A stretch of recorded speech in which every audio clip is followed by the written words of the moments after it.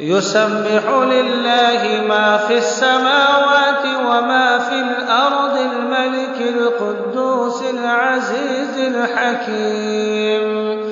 هو الذي بعث في الأميين رسولا منهم يتلو عليهم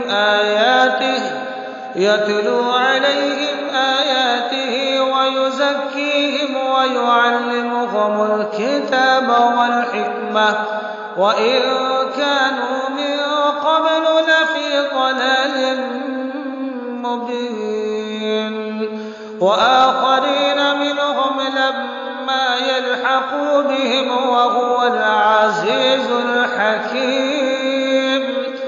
ذلك فضل الله يؤتيه من يشاء والله ذو الفضل العظيم.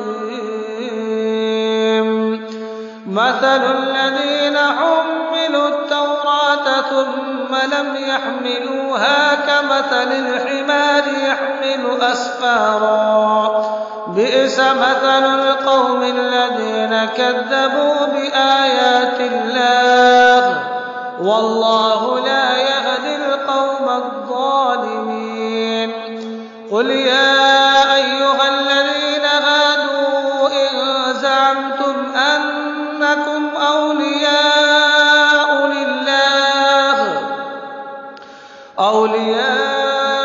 لله من دون الناس فتمنوا الموت إن كنتم صادقين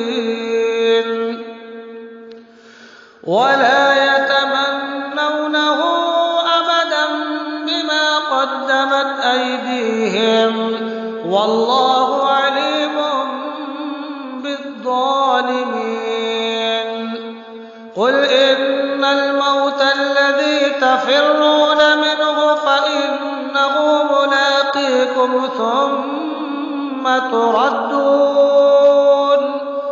ثم تردون إلى عالم الغيب والشهادة فينبئكم بما كنتم تعملون.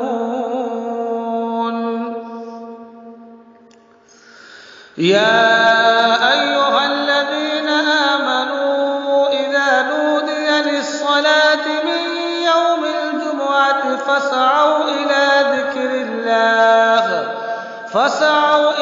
ذكر الله وذروا البيع ذلكم خير لكم إن كنتم تعلمون.